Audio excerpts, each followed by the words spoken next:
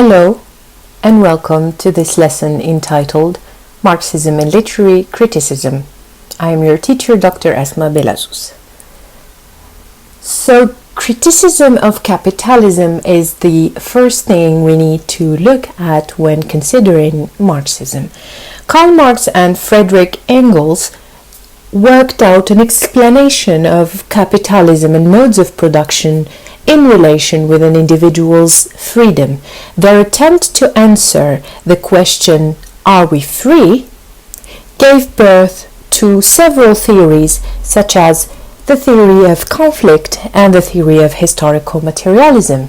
An individual's freedom is economically determined. That is, we are no longer free in a capitalist system. We are bound to economic and political constraints favored by social and cultural ideals. This social constraint that cancels the natural order requires, according to Marx, class struggle to solve. Conflict that leads to revolution is what drives social changes and achieve equality or freedom.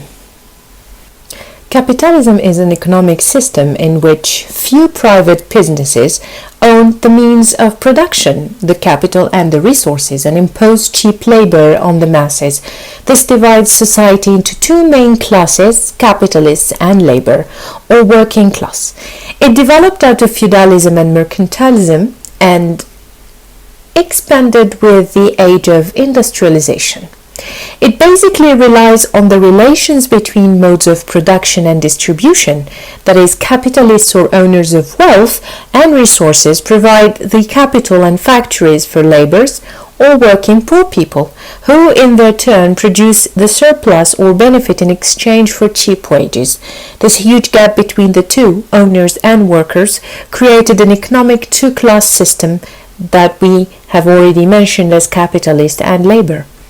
This economic base, in which workers worked much for very small wages, was maintained thanks to an ideological superstructure, that is, art, literature, culture, religion, and it favored hard work as a social norm. The response to capitalism generated not only an explanation of economy, production, and workforce, but also of culture and history. Marx was a historian whose main purpose through his seminal work Das Kapital was to start a revolution. The point he focused on was class struggle rather than class system. He argued that conflict makes classes conscious about their roles and limits in society. It is struggle that gives sense to each class. It is this existential struggle for production that gives life and culture a material meaning. Marx also criticized capitalism for destroying egalitarianism because humans are naturally more efficient when they share resources and collaborate or cooperate. Cooperation was replaced by conflict, creating a social imbalance in the natural world. It is not natural to struggle, compete, capitalize, take all resources to oneself. The natural order distributes resources equally between consumers. Think of a big old tree and how it takes only the minerals it needs from the soil. It's not because it's bigger or because it occupies much space that it takes everything, or how a lion doesn't eat an entire deer herd, but only one and shares it with other carnivores. This is the natural order of sharing resources and taking only what is needed to survive. This is why Marx linked freedom to social distribution, class system, and struggle, or to capitalism in general. Marx did not look at 19th century economic conflict only, but at past historical events as well. He thought of a perspective that looks at history in a new way, linking all struggle and conflict to material distribution and production. That is, previous revolutions were all because of poverty and the inferior class desire for a better life. History is primarily related to material reality and then in secondary position to politics, religion, and culture. For Marx, everything is governed by modes of production and economic classes. He renames the classes to bourgeoisie and proletariat.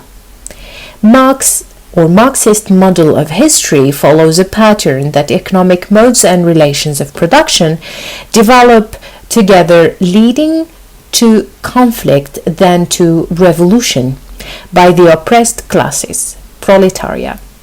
This class system with these roles leads to exploitation, crisis, overproduction and overconsumption, then the fall of economy. To move forward with economy and avoid exploitation and crisis, Marx thinks class struggle and revolutions, according to past experiences, are the solution. Karl Marx was not a literary or cultural critic. He was rather interested in history, society, and economy. Other literary critics adapted principles of his theories to create a Marxist literary criticism.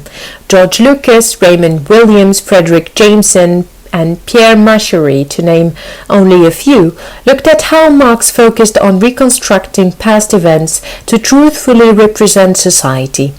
Marxist perspective is then context-oriented and asserts that literature is a reflection of culture, culture is influenced by literature, and literature can instigate revolution. As all approaches attempt at giving us guidelines to understand and interpret text, the context-oriented approach does so by investigating the social, political, economic, and cultural realities in which the text was produced. Language is grasped functionally or for what it does rather than essentially for what it is. That is, literature offers a view of society that is essentially both cultural and political. According to Marxist criticism, the cultural aspect is recognized through conflict and/or consensus primarily driven by political forces, causing social, gender, and racial conflicts. Marxism studies how class, gender, and race are internally economically driven to conflict and struggle. Therefore, social realism became an important marker of Marxism and communist views in literature. Authors of social realism such as Charles Dickens became committed to the Marxist cause of class struggle. The main characteristic of such narratives was to show society as progressive with a sense of optimism accessible to the masses. The novel itself became a means of distribution of this new social reality and ideology. George Lucas, one of the main Marxist critics, developed the theory of reflection that considers how literature, specifically social realism, reflects the author's social, economic, and political contexts as they express them or repress them in their writings and texts. These texts would reveal the inherent contradictions, tensions, and conflict of their society and time. So, what do Marxists look for in a text? In cultural studies in general and in literature in particular, Marxists approach language, literature, and culture in context. They considered how economic systems and political changes affect society and culture, paying much attention to, first, modes of production, an economic pattern of producing and distributing resources and surplus that causes class struggle. They also pay attention to relation between economic base and ideological superstructure, or how legal, religious, educational, and media institutions affect economy to increase production at the lowest labor cost, how, for example, propaganda, the virtue of hard work, illiteracy, and poverty increase cheap labor. They also pay attention to power, powerlessness, and empowerment. They ask the following question: who maintains power in a power relation? Who is the dominant subject in a power-holding class, powerlessness? And who have the capacity to assert themselves as agents of their own emancipation or as empowerment? Raymond Williams in Culture and Society looks at culture and literature in relation to their historical context and socio-political and economic institutions That is, culture is a productive process, part of means of production. Capitalists would use canonical texts to inscribe cultural values of the dominant ideology, that which he calls superstructure, that promote bourgeoisie over proletariat. So even culture has now a material sense to itself that is added to the relation between economic and political systems, which are the structure, and modes of production and reproduction, which are the infrastructure. Therefore, when reading a text as a cultural material, we look for its cultural commitment in relation to its social, political, and economic context. Therefore, we try to read what is politically oppressed or repressed in a text. In such texts, reality is not entirely spoken. So, what is repressed in a text and how to find it? Dominant powers often oppress forms of expression, rendering them forms of repression.